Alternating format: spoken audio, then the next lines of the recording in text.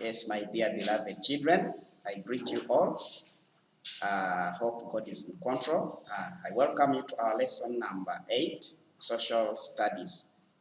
We are still looking at ethnic groups in Uganda. And under ethnic groups, in the previous lesson, I told you about the ethnic groups we have in Uganda. Majorly, we look at 4. We have the Bantu, we have the Nilotes, we have the Hamites, and the Sudanic people. Those are the major ethnic groups in Uganda. We looked at reasons why these people migrated from their cradle land. When we talk of a cradle land, we mean the areas where they came from. So we looked at some of those reasons in our lesson. So I hope you are revising them very well.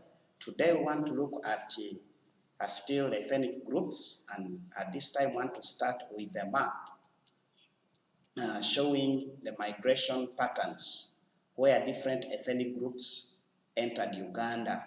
The map is already shown on the slide. And let's look at the first group. That arrow in green stands in for the Bantu. The Bantu entered Uganda through the western direction. They entered Uganda through the western direction from Cameroon Highland. So that is the Bantu. Then another group entered Uganda through the southwestern direction, through Rwanda to Uganda. Those were the Hamites. Then we have another group that entered Uganda in the northern direction. In the northern direction, as you can see, the arrow in blue, that one stands in for the Nilotics. Nilotics, they are the ones that entered Uganda through the northern direction. We also have another arrow there in the northeastern Uganda. Which ethnic group entered Uganda through the northeastern direction?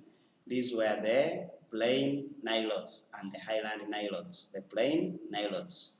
We also have another group still that entered Uganda in the north, represented by the black arrow. Who are those? Those are the Sudanic people. So the map we are looking at shows the migration routes used by different ethnic groups. I think I told you to skip half a page for this map so that we shall draw it there. Let's continue with our ethnic groups. Problems, we have to look at the problems faced by ethnic groups during their migrations, as they were moving from where they were coming to Uganda. What problems they encounter on the way. Remember, they are moving in a group and traveling a long distance. What challenges they face on their way? Those are the problems we want to look at. And one of them is fatigue. Fatigue due to long journeys. Feeling so exhausted, feeling so tired because of walking a long distance. It's called fatigue. Another problem they faced was shortage of food and water. Remember, they're walking long distances, so sometimes they could run short of food. Food was not enough for them, and water along the way. We also look at attacks from hostile tribes. Sometimes as they were crossing people's land, those other people would attack them. A big number crossing in your land, you'll get afraid. So most of these people were attacked as they were migrating to Uganda. Attacks from hostile tribes. Then we have attacks from dangerous wild animals. Remember, they were crossing forests, bushes. So in those forests, they would face a challenge of wild animals. Wild animals like lions would attack them. Another challenge they faced while migrating to Uganda, the ethnic groups, were difficulties in crossing some features. Which features? Like thick forests, lakes, rivers, and swamps. It was very difficult for them to cross such features. So another problem these people faced, some of the people and their animals died along the way because of walking long distances. Death of people and animals along the way. Those are some of the problems faced by ethnic groups during their migrations to Uganda. Let's proceed and also look at the effects of the ethnic migrations to Uganda. Effects of the ethnic migrations to Uganda. When people migrate in a large number and go to another area, how do they affect those people who are in that area?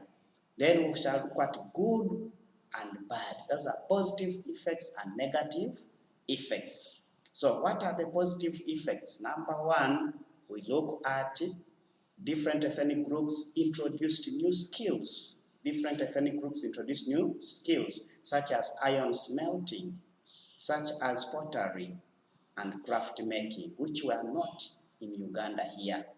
So they introduced new skills. Then ethnic groups also introduced new crops.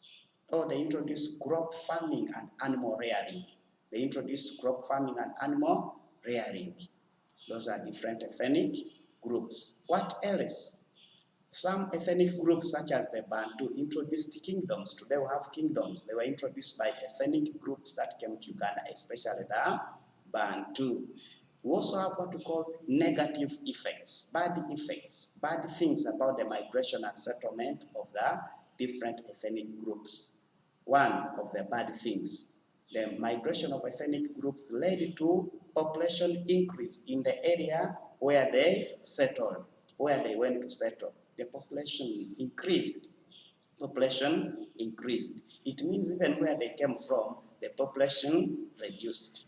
These people displaced the original inhabitants of Uganda, called the Bushmen. The people used to stay in Uganda before the coming of different ethnic groups, they are called the Bushmen. So when these ethnic groups came to Uganda, they chased them away. So they displaced the original inhabitants of Uganda, called the Bushmen. The Bushmen were the original inhabitants of Uganda. They led to death of people due to inter-tribal wars. When they came to Uganda, they started fighting for land. And in the fight for land, some people died. They were fighting for land so that they can settle there. So some of them ended up dying, which is not good. Then new cultures were formed due to intermarriages. Intermarriage meaning one tribe marrying the other tribe. You may have a father who is a Muganda and a mother who is an Acholi. That is called intermarriage. One tribe marrying from the other tribe.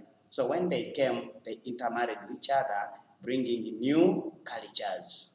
That is one of the negative effects. Led to population decrease in their cradle land. The population where they came from decreased. When we talk of a cradle land, we mean the place of origin, where you came from. Let's look at the Bantu as one of the ethnic groups. Now we are looking at each ethnic group at a time. Today, we want to look at also the Bantu. Who are the Bantu? The Bantu is the largest ethnic group in Uganda. The largest ethnic group in Uganda is called the Bantu.